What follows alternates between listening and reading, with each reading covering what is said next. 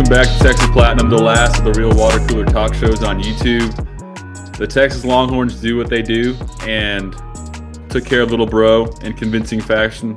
Spanked him, won by double digits in DKR, and knocked him out of Atlanta. And Texas really ended the season with a bang. You know, the playoffs aren't looking great now as the rankings came out today, but Texas swept their rivals, and there's a lot of great things that happened this past weekend. So we're going to talk about the game and also just the playoffs and the whole big picture. But before we do that, please like, subscribe, comment, give us some love, help us grow this thing. We appreciate it.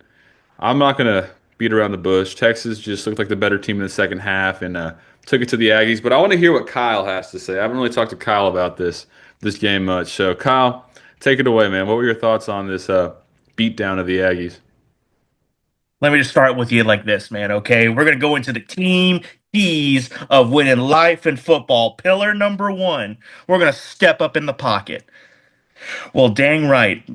Arch Manning stepped up in the pocket and then had himself a 38, 40-yard touchdown run in DKR in the last game of the season on senior night. I know, granted, he's not a senior, but that was electric for a lot, not just him and the players who may have been playing their last game at DKR, but don't forget about the students who put 4 hard years in at the University of Texas like us, the people who make the University of Texas what it is, the fan base what it is, who set the high standards. For those seniors in the stands, it was an electric way to end their last game at DKR. What a great way there. So pillar number one, we ran the ball. Number two, or we stepped up in the pocket. Number two, run the dang football. Wisner, the rival killer. It's not just the Sooners, it's the Aggies as well. The guy became the bell cow. He solidified. I think we now know how to properly use him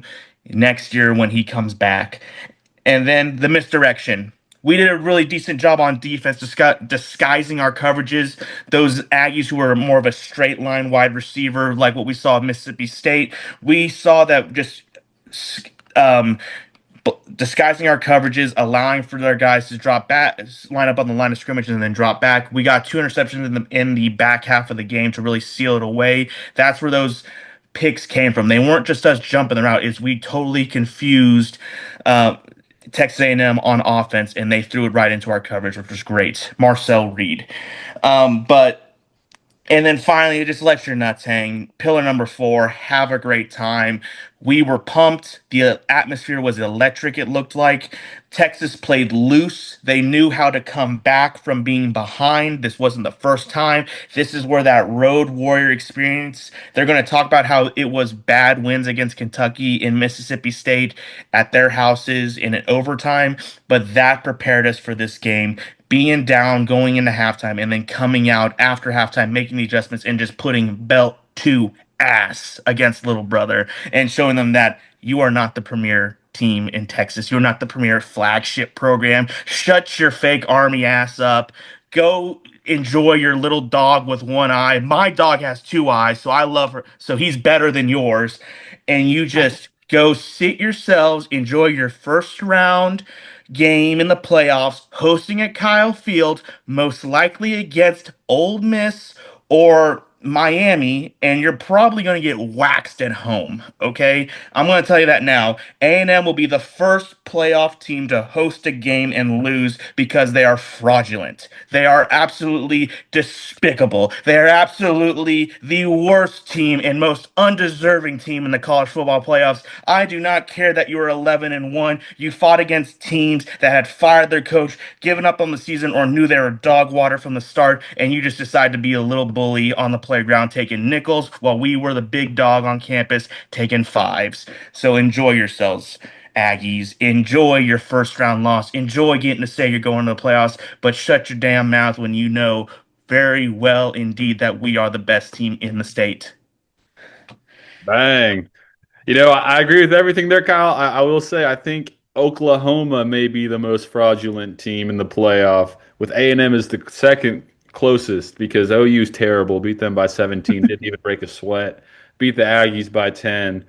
Really didn't break a sweat in that second half. We just took over and let's get in the game a little bit more. I will say If you would have told me before the game that we're going to hold that offense, which we're giving them, their praise, uh, to hold them to 17 points, that's a pretty, without Anthony Hill, that's an incredible performance from the defense. The young DBs, they grew up a lot. Grayson Littleton, Cade Phillips, Warren Roberson out there, they were all making plays and they were sticky. Kobe Black, a guy that I've been hating on throughout the year, he made some big plays and he held up in coverage.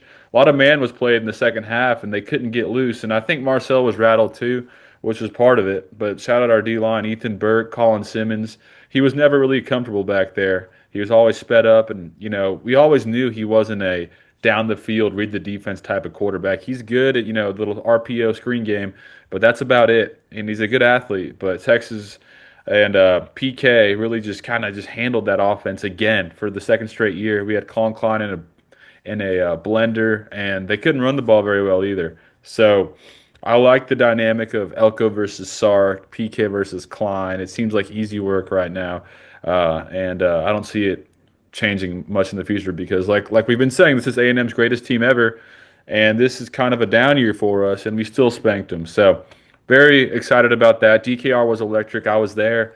I don't think it was the loudest game I've been to, but it was probably the most like fun, euphoric type of game in DKR. It was just the whole fourth quarter was just a celebration. Everyone pulled their belts out, you know, BTA on the Aggies. So it was cool, man. The drone show and the music was all good. Students brought it. The student section looked electric. So it was awesome, man. And offensively, you said it, Wisner, he's a legend, man. He's a Longhorn legend. I hope he comes back for his senior year. We could really use him next year. And Arch Manning, started off slow. Credit to A&M, they were muddying the pocket, making them, speed up a little bit. weren't really sacking him, but making him uncomfortable. So that first half wasn't the prettiest. He was able to run and keep drives alive that way. But in the second half, man, he started heating up. He went to that into that mode where he's just like kind of unstoppable. That one play I'm thinking of where he evaded that clean rusher so seamlessly and then threw a lollipop ball to Endries. That's just textbook perfect. Like, you couldn't have drawn that up any better. And then he runs it in for that touchdown, finds the open guy. Livingston. Endries had a huge game, so our white boys showed out in a big way. They've been quiet since like the first couple weeks of the season, so it's good to see they're back involved. But and the young guys, man. I mentioned the young secondary, but shout out Justice Terry, man. He's going to be one of our best D linemen next year.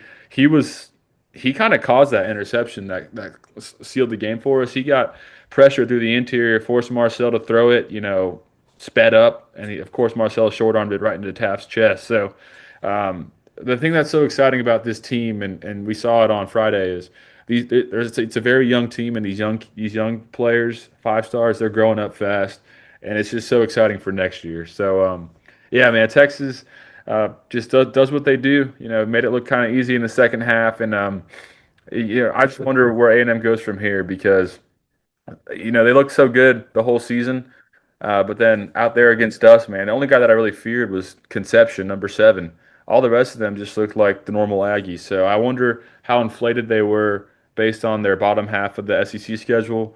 But we'll see in the playoff. I think you could be right, Kyle. I think they could be one and done. Unless they get one of those G5 matchups, then they'll probably win that. But who knows?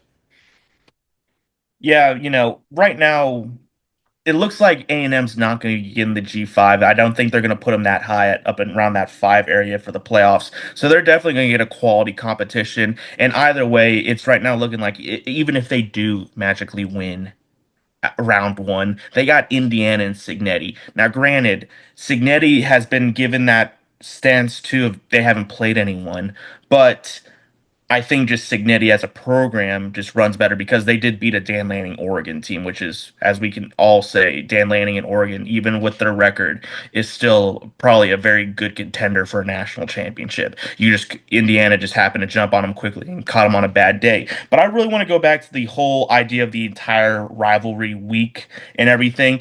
The one stat that was being really pressed against Ohio State and Michigan was the winner of their run game, who could get the most yards on the ground, is going to win the game. And that's usually for in the game. It's been like that for the past 10. So I kind of actually wanted to take that set and expand it. And actually, in this rivalry week, we were at a 87% of teams who ran the ball better and had better run game on the ground won their rivalry game. And sure enough, Texas fell into that stat. Just barely, but we did it.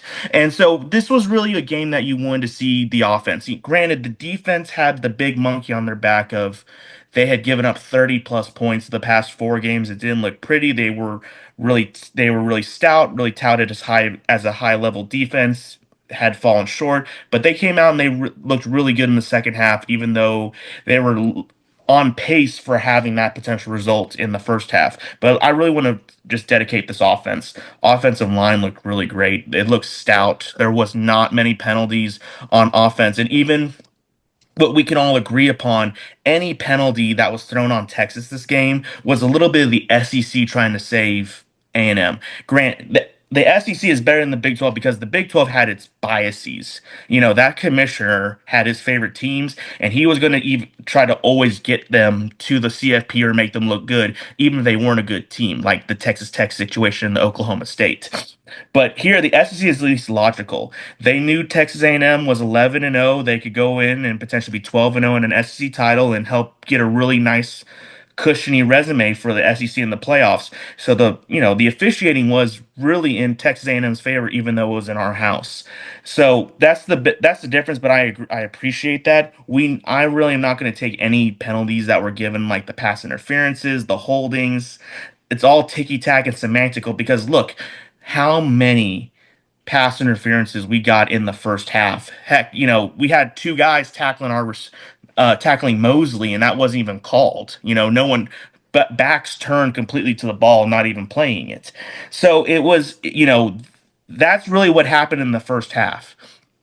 A lot of our drives were killed because of that offensively. A lot defensive. It really we didn't even were on the field much because defense kept getting bailed out or kept getting screwed on third down with penalty called there or fourth down and stuff like that. So it was just a tough sledding, but at halftime, the team buckled down, showed us some true maturity, even though they were young, and really just turned the whole momentum of the game around. Played perfect. There wasn't even the ability to throw penalty flags or anything like that because that's how fundamentally sound they played. That's why the run game picked up. That's why Wisner was able to do what he needed to do, be so patient to find that second or third option.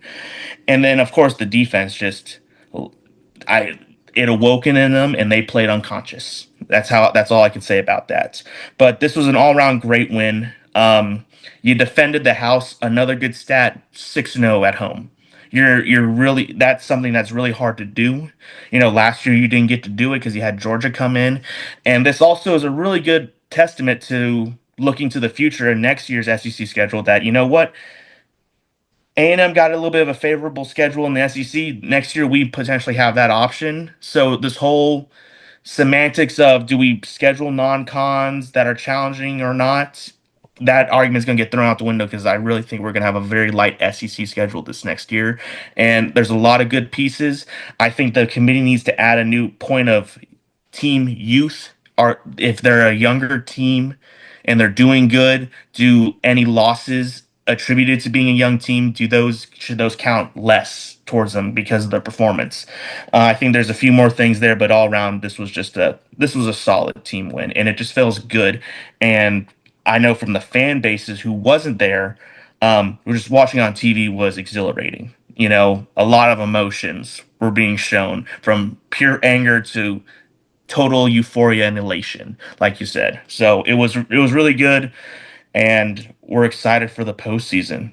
Guys, it is the Citrus Bowl. We're going to Orlando, Florida. Now the question is, are we going to be playing USC or Michigan? It's going to probably be Michigan, and it's going to be a fun, laid back, two very young teams who next year is really circled for them. Both teams next year have 2026 as a pivotal year to potentially make a national championship. Texas with the Arch being, getting more mature, having the lighter SEC schedule. Michigan finally just getting that maturity and hopefully having a good year of in the wide receiver transfer portal. They both have 2026, and this could be a good preview of a playoff game next year. Yeah, this is the one you wanted to avoid, Kyle. Your conflict of interest, Texas versus Michigan. I think it's a fun matchup. Two blue bloods going at it. I would like to see USC though, if it can fall that way. Just change it up, or even Miami. I know there's the Gator Bowl out there, but yeah, I think it's most likely going to be that bowl in Orlando. But yeah, Texas is 9-3, and it was really a crazy year, man. Texas. 5 of our 12 games were against playoff teams, essentially, plus Vandy.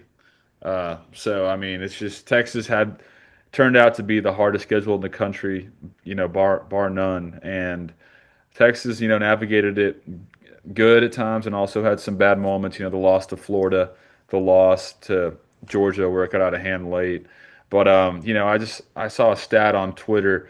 Texas is 22-1 over the past 2 years against teams that are not named Georgia and Ohio State. So it's like, I mean, what do you expect? What do you expect us just to beat everybody completely? Even when we're playing the hardest schedule in the country. So because of that Ohio State game, like we've been saying every episode, Texas will not be in the playoff this year. Very disappointing. And save me the Florida thing because even if we lost to Florida, we would still be in. I mean, look at Alabama with their loss to Florida State, who just got waxed by Florida this past weekend. So unfortunate, but not the worst thing because you can still get to 10 wins, go to a bowl game, hit the portal hard, and really build a 2026. We have a young team like we talked about. Arch Manning is senior year, so the 2026 it's natty or bust, no doubt.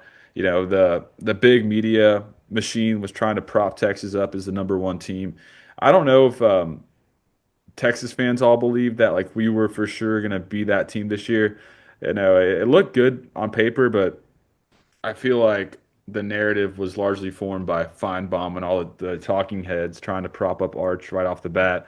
But now I feel like this offseason it's going to be far more valid and expect we have some skins on the wall with Arch and these young guys to really go forward.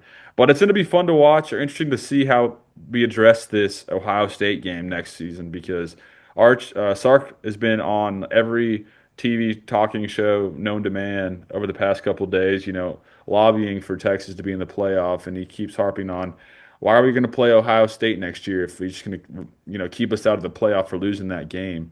Like, why would I schedule that game? I'm going to cancel it if we don't get in. So I hope he actually does it, just the principle of if you say all that and then don't do it, I feel like that's kind of a bad look. It makes us look foolish.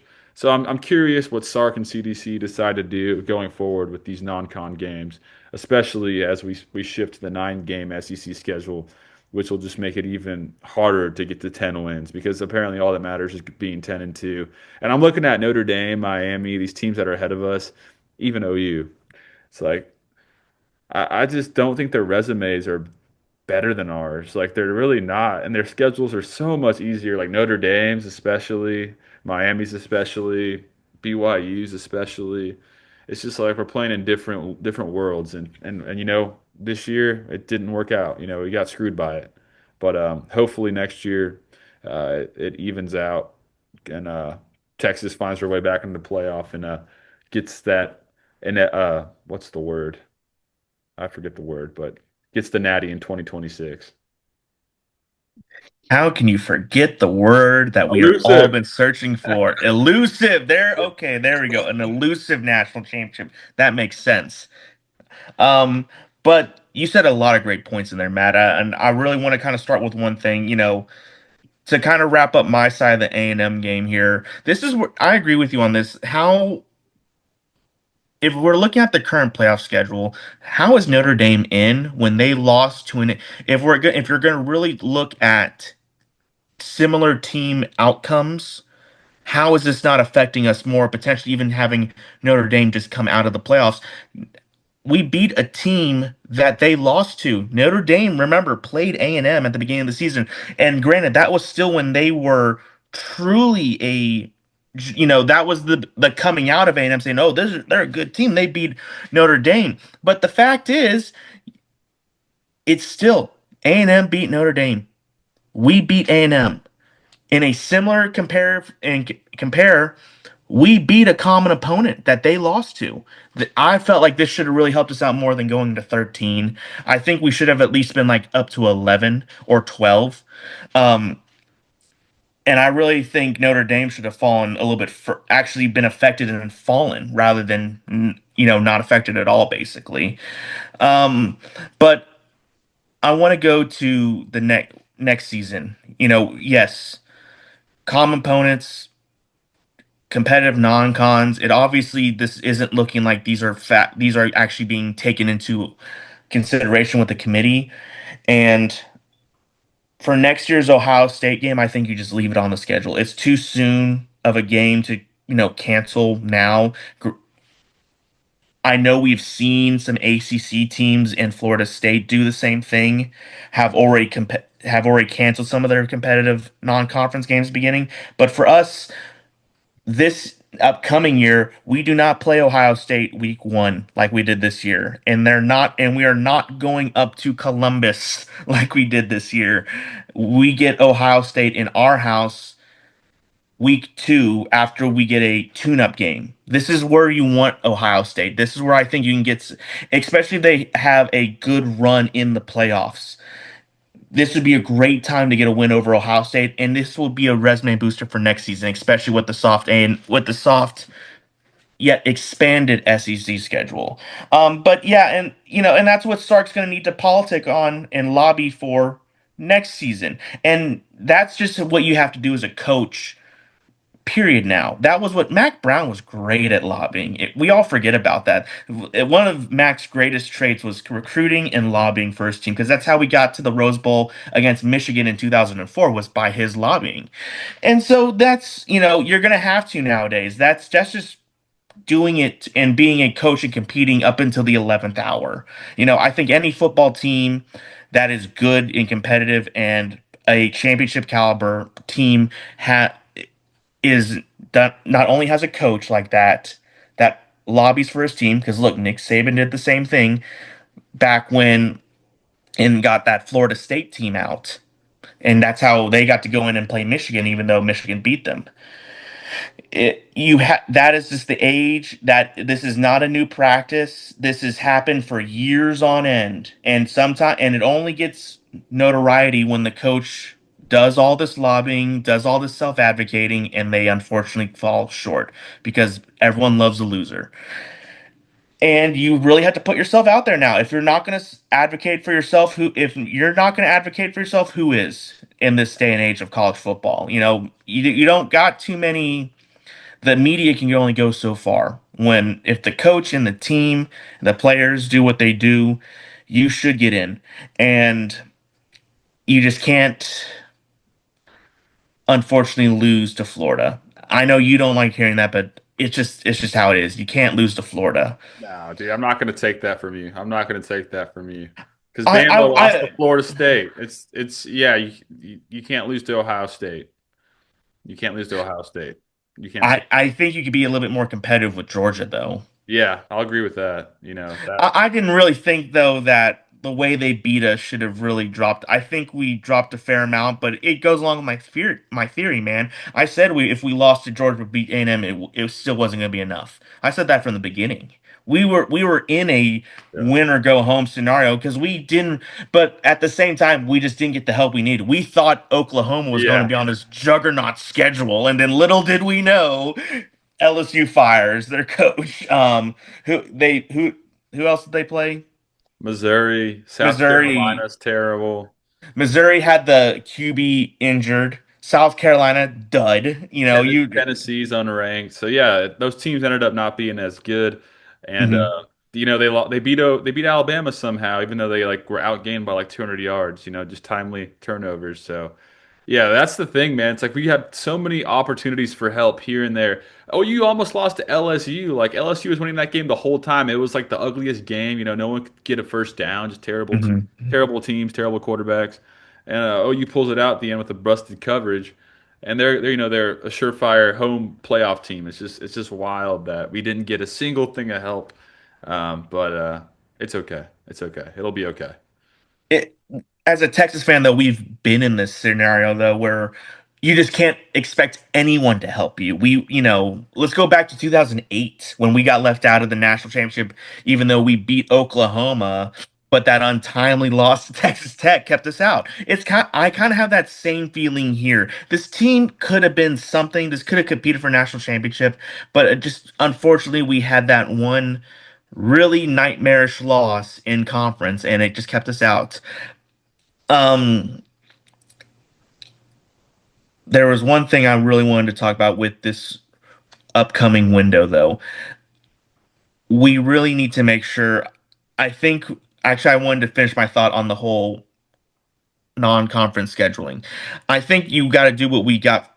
We have to do what we're doing right now, which is um, we need to start spreading out our cream puff non-conference though, instead of backloading it all in the front half of our schedule, like we're still doing this year. I think we need to rearrange it because, like, looks A&M played Sanford before us while we're playing, you know, Arkansas.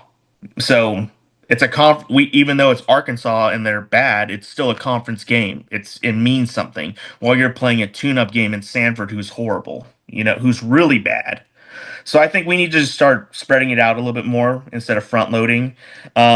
We are. This is the time to play Ohio State, though. I think next year, and I don't think you just. I think it's just too close to cancel that game. I just think it Yeah, is. yeah. I read it's But like, Sark did do a good job of basically putting the gun to the CFP's head, saying, "We'll do it.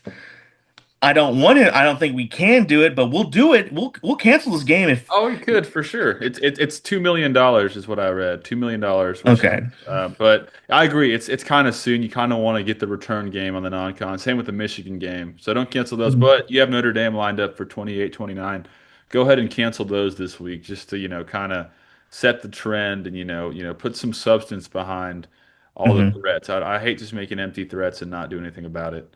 But yeah, I agree. The schedule needs to be tweaked. So where it's most advantageous for Texas to survive the longevity, playing so many good teams. Every week's a war in the SEC, as we've come to learn. And yeah, I'd like to have Texas State sprinkled in there between, going to Oxford or Tuscaloosa or anything like that. I saw from Brooks Austin, he said something, Texas has always embraced this identity of we're the team that's going to go and kick anyone's butt in the country no matter when. No matter when, where, what time, we will do it. And we've embraced these hard schedules. And if we do that, and if we, start canceling these games, we will lose that identity of we're the big bad Texas Longhorns. I think I think he's right in the sense of we shouldn't be shying away and canceling a lot of these games. I think the ones that we have already lined up, like Michigan in 2 years, Notre Dame after that, I think we'll just keep them on. But I think just going forward, we just won't schedule them anymore. I and we'll just do it like that. I don't because why would we do that anymore? I think actually it would be both Ohio. If Texas really did because of this now cancel the game next year between Ohio State, I actually don't think Ohio State's gonna like put up any fight. I don't even think the fan base is gonna talk trash or anything like that because they're like good. It also helps us out too. I think both teams would kind of realize they're like it's better for us to not play each other, you know. Yeah, I agree. Yeah, it could affect them because they could have a loaded Big Ten schedule. The Big Ten's a lot more top heavy, so it's more rare that you have just loaded schedules in the Big Ten. But yeah, Hmm. very well. The same principle applies. If three losses is judged the same across the board, then why, if we're playing Oregon, Michigan, USC, um, Hmm. and why would we throw Texas in there? Because that just gives you like four colossal games that are coin flips, and just probabilities are you lose three of those. Meanwhile, Texas Tech's playing the school of the blind every week and gets to 11-1, and they're automatically in, no questions asked. So yeah, I think Ohio State would totally understand, along with all the rest of the Big Ten and the SEC. It just takes one of these schools to do it, and then finally and you notice when one school does it and they start that trend, no one else really kind of complains or talks smack about them because they're like, finally, someone just did it. And it allows us to be more logical now with with how we play college football. And it's now becoming more strategical rather than just, you know, we're going to settle this on the gridiron. Um, but even though this game is evolving and changing, there's still one consistency, and that is the University of Texas knows how to recruit in the high school on the high school level. I've seen a ton of the verbal commits coming on, high 5 stars. It's looking really good for high school signing day here coming up in on Wednesday or tomorrow in this case. Yeah, big time. I mean, for flipping guys, Jamarian Carlton from Baylor, Easton Royal, that 5 star from Louisiana, first 2027 guy committed. Because if you're at that game on Friday, like that atmosphere was awesome. So like people want to be a part of that. And so yeah, I agree. I think recruiting's kind of weird now with the portal being so important and NIL, there's like a payroll for your whole roster essentially. So it's kind of there's kind of like an argument. Let's not spend as much up front on recruiting, a whole class of 5 stars. Let's get like 7 or 8 5 stars or 4 stars, and then supplement the rest of the money to the portal with proven commodities. So I'm interested to see how Sark does that. But you're right, Kyle. Texas will always recruit with the best. It's that's the good thing about being a Longhorns fan. You can always count on us having a new 5 star coming in, and luckily we've been developing them now. With Charlie and Tom Herman, we weren't really developing them. They would come here and get worse or get injured or just be busts. So yeah, I look forward to next year. We got young guys that are here like Khalif Lockett, Jamie French, Jonah Williams that are these they're on campus already and they're going to be the next stars. So we'll see, man. We'll see what the future holds, but I keep saying it. We got a nice young core coming back next year. Yeah, man, I think the University of Texas and their recruiting strategy is they're always going to bust out the big bucks for the high school kids because it's the state of Texas. If you can get a bunch of 5 stars from the state of Texas, more likely than not, you're going to be okay, talent wise. But I think what also being the advantage of being at the University of Texas is we have a lot of money from a lot of donors from a lot of different areas. And so it's not like we are going to have a small or limited war chest when it comes to recruiting in both high school and the portal. I think now everyone realizes that we just need even more, and everyone is more than willing right now with the results that Sark's given the program to keep putting up more and more money to be the most expensive team in college football. And I think we'll be okay with that. But I think now we've adapted an idea of we need to even hit the portal much harder. This Mhm. is no longer a this is no longer a complementary asset acquisition system. This is a full-fledged pipeline of proven veteran talent to bolster your depth chart at this point. So I think Texas is about to adapt that mindset of we're also going to just recruit both the high school and the portal with every gun that they have. And as a Texas fan who gets to know the resources behind this university, it is going to be so much fun to watch to see how much money our team is at the end of the year going into next year. And having that hype around us is something I think the University of Texas wins a national championship on. That's the storyline. Because as of right now, that's the result. Look at Texas Tech. They put in so much money in themselves and they finally probably going to be going to the playoffs. So they're now going to be a team, and we're going to finally see them take over the Big 12 like we intended it to happen. Now, this is our chance to start separating into the SEC because I think more than ever now, it's extremely vulnerable to anyone could take over at any time. Yeah, yeah, especially with Saban being gone. Kirby still runs it, but yeah, it's open. It's open for the plucking. With that brings up Lane Kiffin took the LSU job, and I'm kind of happy about it because I think Lane Kiffin's a great coach. He did unprecedented things at Ole Miss, but I also think he's very immature. Obviously, he is, and I wonder if that, I wonder if there's a ceiling on how good of a program he can run because at LSU, the expectation is to win a national championship like within the first 2 years, and I don't know if Lane Kiffin will do that.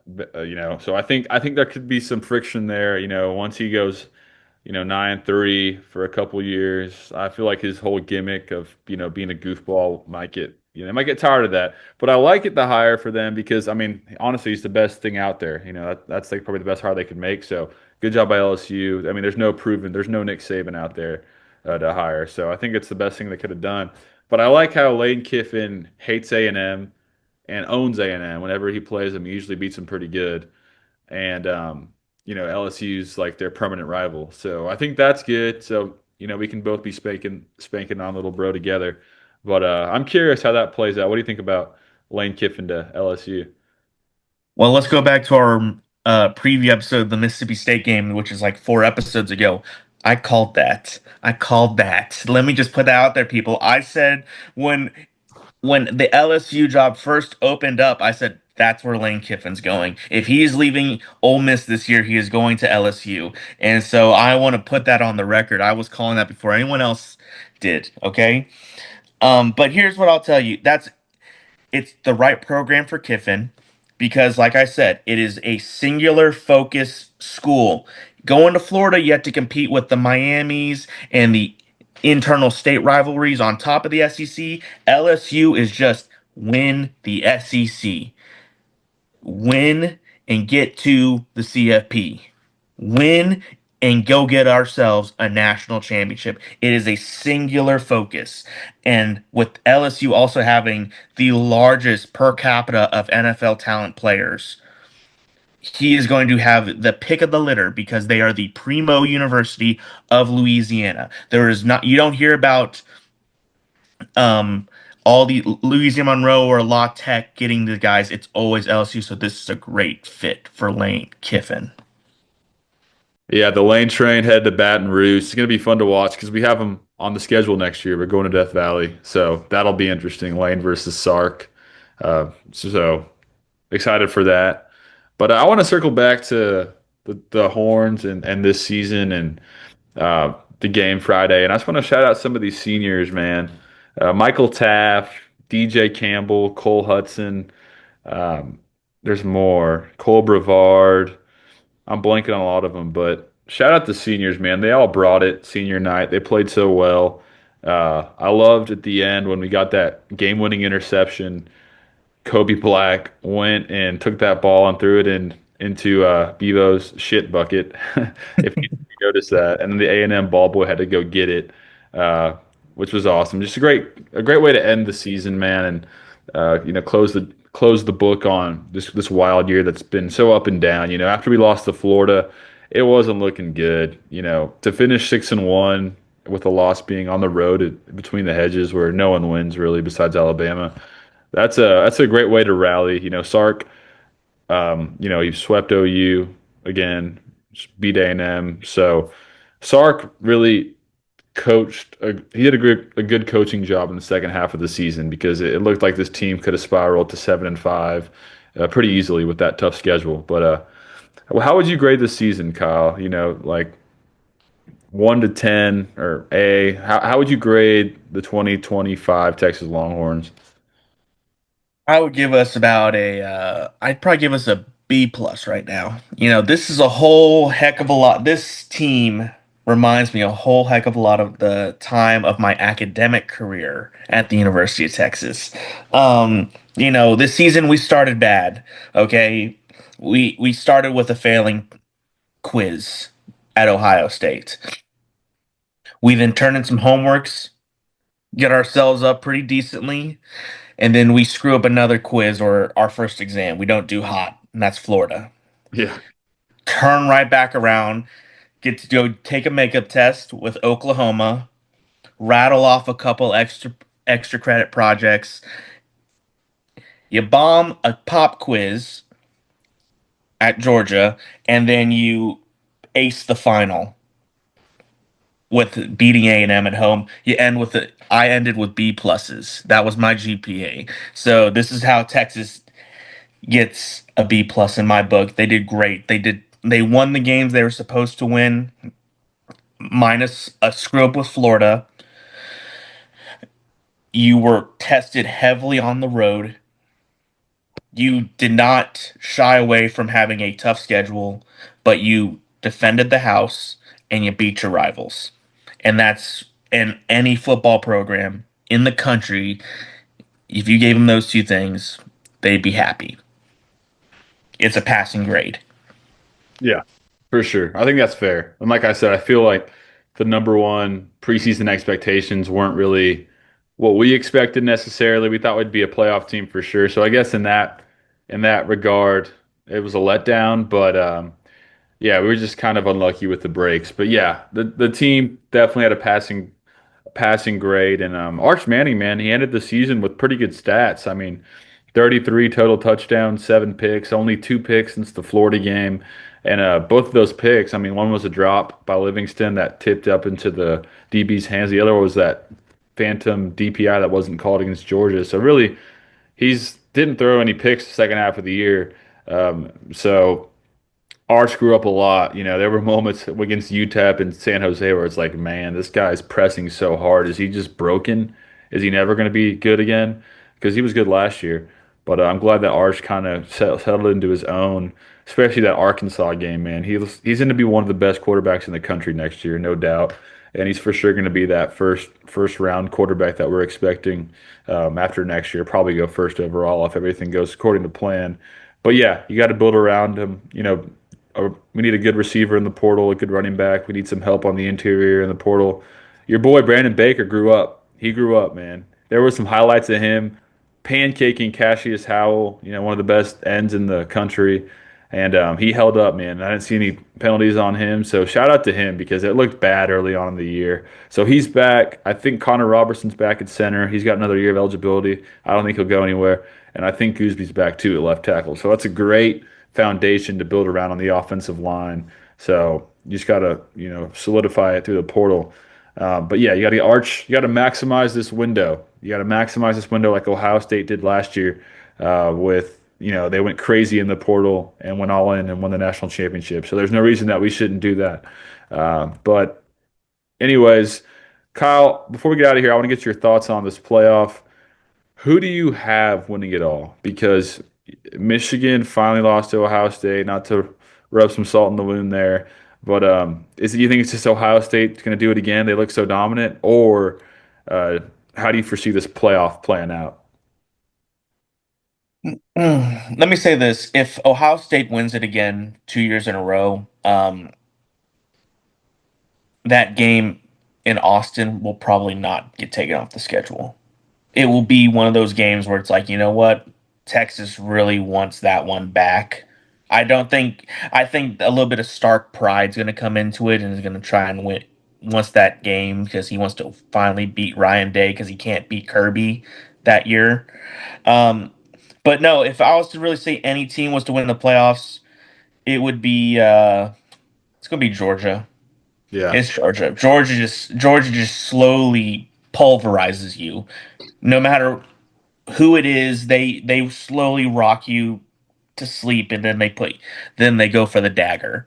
So I think Georgia and Kirby have the lane this year. I think it's also a favorable playoff schedule for them, and I really just don't see any other team being as dominant as them.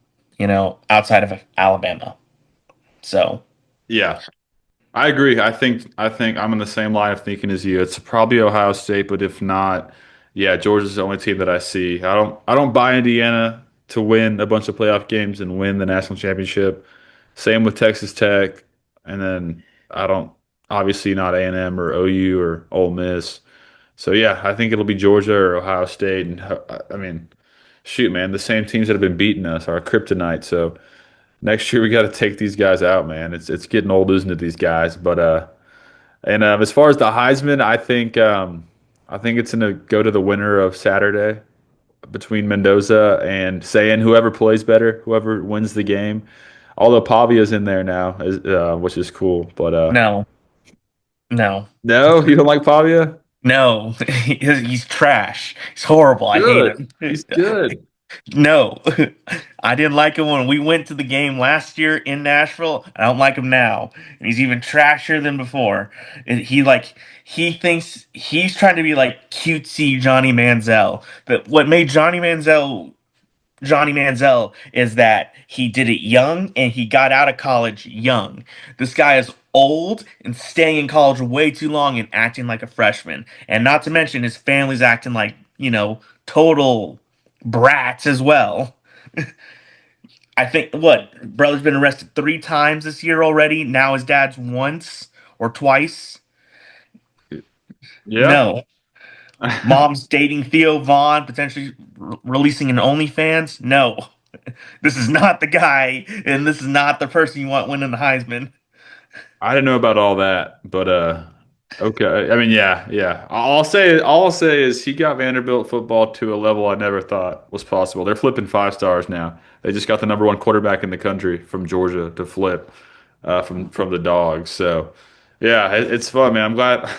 I'm glad. Hopefully he's gone after this year, man. He's been around forever, but Yo, does Raiola go to Texas Tech from Nebraska? I don't think so. Even though it's the Pat Mahomes clone, Mhm. it would be cool though. He would look good in the uniform. Oh my God, he would. He would.